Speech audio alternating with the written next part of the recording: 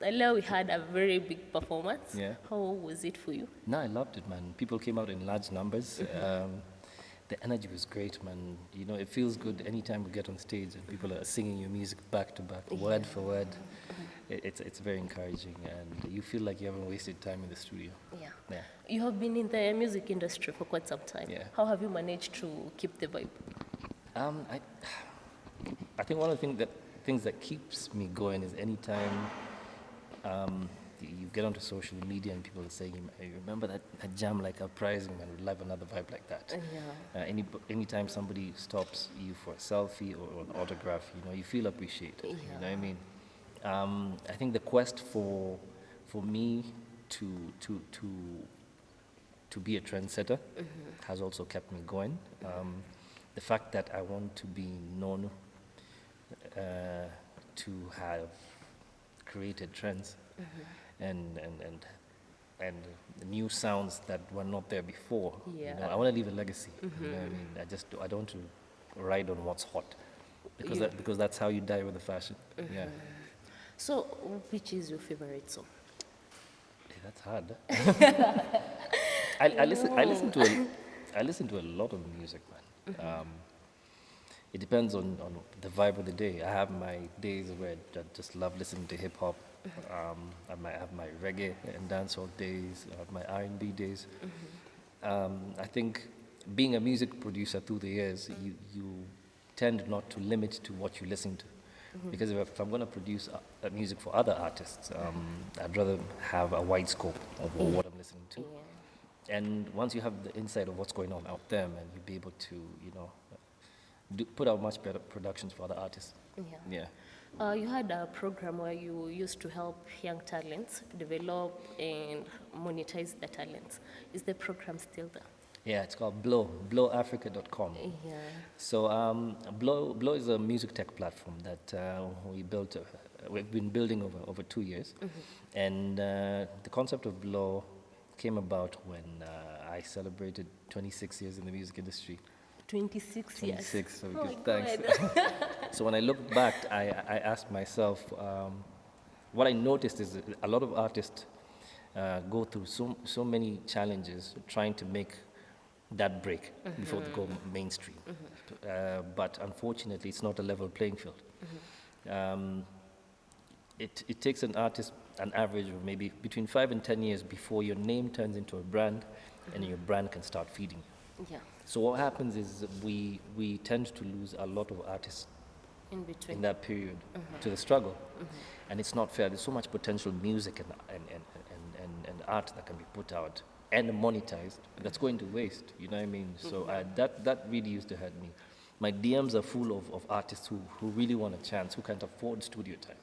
So how do we put money directly into their pockets for them to be able to afford their next studio session, afford their next music video, without asking for handouts or loans, you know what I mean? Yeah.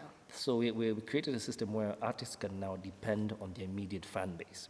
By your immediate fan base, I mean your friends, your family, your work colleagues, guys in your soccer team, people you go to worship with, anybody with that close connection you have. Because as an artist, it's normally a gamble when you put out music.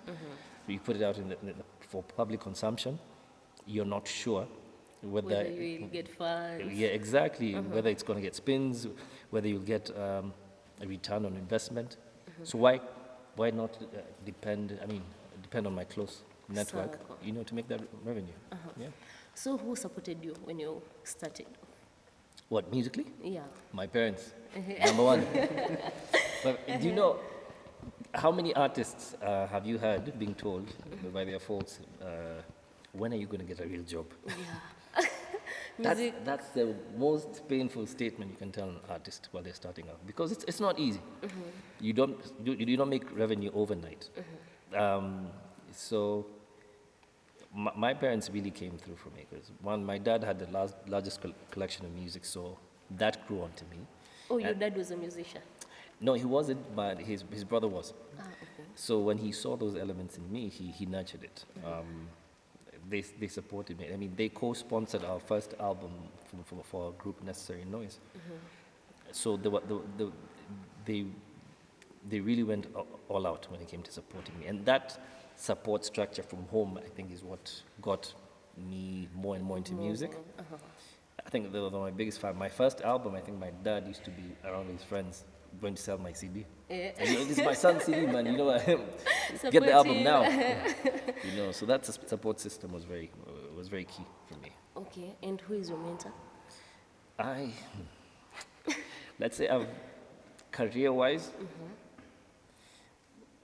when it comes to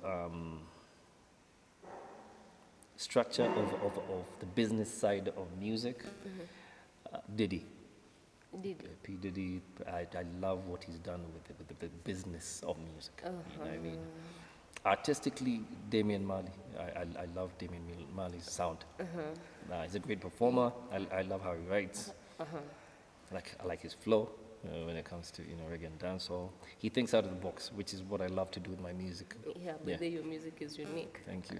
Thank you. My last question is, Wyre is a big name, but still you're humble. How do you do that? Is it a big name, Kweli? Yeah. I don't know. The moment you let fame get to your head, I think it's the beginning of your downfall. Okay. The moment you forget where you came from, don't let the hype fool you, man. You know what I mean? The same people who are stopping you for you to sign their autographs are the same guys who stream your music. They pay to come to your shows. They vote for you when it comes to the awards. So don't get too busy for them. You know what I mean? Yeah. Because so I really don't take that for granted. The fact that I'm still here doing what I love after all these years, I give thanks, man. So it's a humbling experience. So yeah. Oh, okay. Nilikuwa nauliza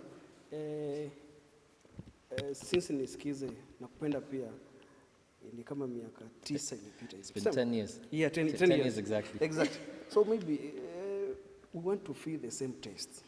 Maybe unaweza tuambia kama una anytime soon kama unaweza leta kitu kingine hatari, maybe hata maybe Alain, anybody from maybe Jamaica, yani kitu hatari kama hiyo. Unajua wengi wetu tulikuwa wadogo hiyo time, but ilikuwa na mbwembwe. 10 years ago. So 10 years ago, how old were you? 10 years ago I was in Form 1. Jeez. Yes. So ili tukiwa high school Form 1 ilikuwa national anthem. Yani ndio ilikuwa tu imeshika vibaya sana. So maybe unaweza tuambia tunaweza tarajia tena ngoma nyingine kama hiyo, maybe any musician from Jamaica?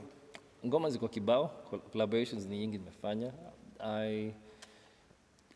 The fact that I haven't dropped a lot of music in the recent past, it's strategic for me because I've been working on my next EP.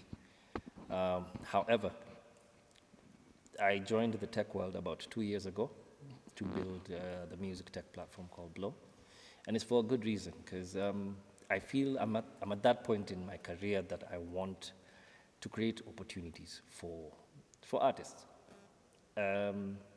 People came after me. I don't want them to go through some of the struggles we did, If I have something that I can do about putting money, in regards to putting money directly into their pocket much earlier in their career, why not? You know what I mean? So with the wealth of experience I have right now, I think I'm in a good place now it gives me more reason to put out more music, which I've done. It's just unreleased. It's just nangoja the right time kuachiliwa. So tunaweza sema hii 2023 tungoje ngoma kama ngapi hivi kutoka kwa kadha. I won't put a number to it, but expect an EP coming out for me. Collaborations ziko, lakini sitaki kuharibu surprise.